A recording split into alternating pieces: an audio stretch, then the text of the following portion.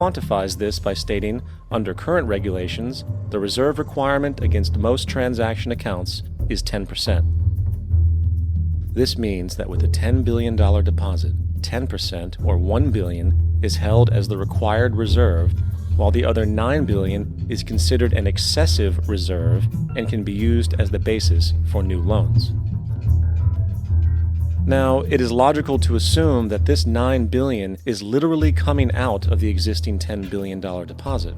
However, this is actually not the case. What really happens is that the $9 billion is simply created out of thin air on top of the existing $10 billion deposit.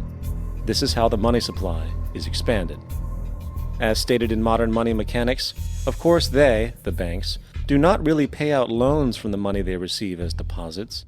If they did this, no additional money would be created.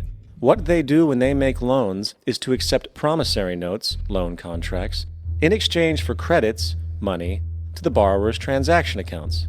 In other words, the $9 billion can be created out of nothing simply because there is a demand for such a loan and that there is a $10 billion deposit to satisfy the reserve requirements. Now, let's assume that somebody walks into this bank and borrows the newly available $9 billion. They will then most likely take that money and deposit it into their own bank account. The process then repeats, for that deposit becomes part of the bank's reserves. 10% is isolated, and in turn 90% of the $9 billion, or $8.1 billion, is now available as newly created money for more loans. And, of course, that 8.1 can be loaned out and redeposited, creating an additional 7.2 billion, to 6.5 billion, to 5.9 billion, etc. This deposit money creation loan cycle can technically go on to infinity. The average mathematical result is that about $90 billion can be created on top of the original $10 billion. In other words, for every deposit that ever occurs in the banking system, about 9 times that amount can be created out of thin air. Money jitters? Ask the obliging Bank of America for a jar of soothing instant money, M-O-N-E-Y, in the form of a convenient personal loan.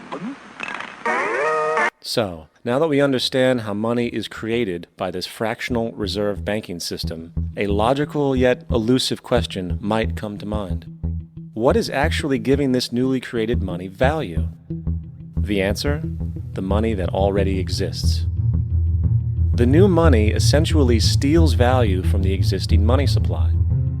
For the total pool of money is being increased irrespective to demand for goods and services. And as supply and demand finds equilibrium, prices rise, diminishing the purchasing power of each individual dollar. This is generally referred to as inflation, and inflation is essentially a hidden tax on the public. What is the advice that you generally get? And that is inflate the currency. They don't say debase the currency. They don't say devalue the currency. They don't say cheat the people who are saved. They say lower the interest rates. The real deception is when we distort the value of money. When we create money out of thin air, we have no savings, yet there's so-called capital. So my question boils down to this: how in the world can we expect to solve the problems of inflation, that is, the increase in the supply of money, with more inflation? Of course, it can't.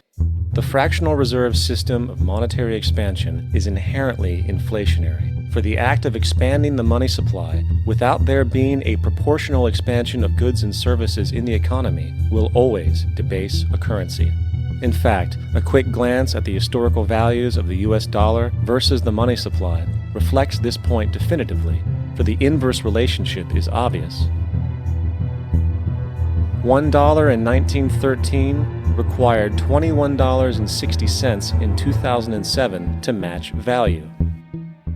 That is a 96% devaluation since the Federal Reserve came into existence. Now, if this reality of inherent and perpetual inflation seems absurd and economically self-defeating, hold that thought, for absurdity is an understatement in regard to how our financial system really operates. For in our financial system, money is debt, and debt is money. Here is a chart of the U.S. money supply from 1950 to 2006. Here is a chart of the U.S. national debt for the same period.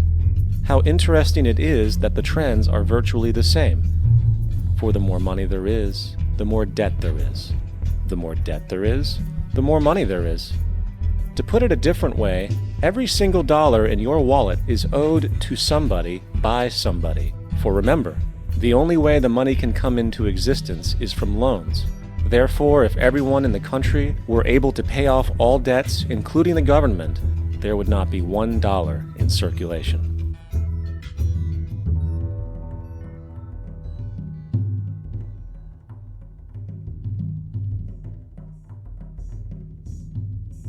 In fact, the last time in American history the national debt was completely paid off was in 1835 after President Andrew Jackson shut down the central bank that preceded the Federal Reserve.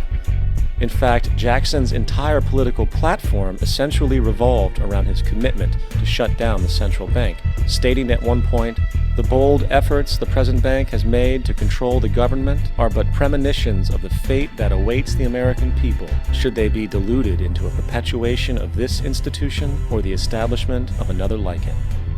Unfortunately, his message was short-lived, and the international bankers succeeded to install another central bank in 1913, the Federal Reserve. And as long as this institution exists, perpetual debt is guaranteed. Now, so far we have discussed the reality that money is created out of debt, through loans. These loans are based on a bank's reserves, and reserves are derived from deposits. And through this fractional reserve system, any one deposit can create 9 times its original value, in turn debasing the existing money supply, raising prices in society. And since all this money is created out of debt and circulated randomly through commerce, people become detached from their original debt, and a disequilibrium exists, where people are forced to compete for labor in order to pull enough money out of the money supply to cover their costs of living. As dysfunctional and backwards as all of this might seem, there is still one thing we have omitted from this equation. And it is this element of the structure which reveals the truly fraudulent nature of the system itself: the application of interest. When the government borrows money from the Fed, or when a person borrows money from a bank, it almost always has to be paid back with accrued interest. In other words, almost every single dollar that exists must be eventually returned to a bank with interest paid as well. But if all money is borrowed from the central bank and is expanded by commercial banks through loans, only what would be referred to as the principal is being created in the money supply. So then, where is the money to cover all of the interest that is charged? Nowhere. It doesn't exist. The ramifications of this are staggering, for the amount of money owed back to the banks will always exceed the amount of money that is available in circulation. This is why inflation is a constant in the economy, for new money is always needed to help cover the perpetual deficit built into the system, caused by the need to pay the interest. What this also means is that mathematically, defaults and bankruptcy are literally built into the system, and there will always be poor pockets of society that get the short end of the stick. An analogy would be a game of musical chairs, for once the music stops, somebody is left out to dry. And that's the point. It invariably transfers true wealth from the individual to the banks.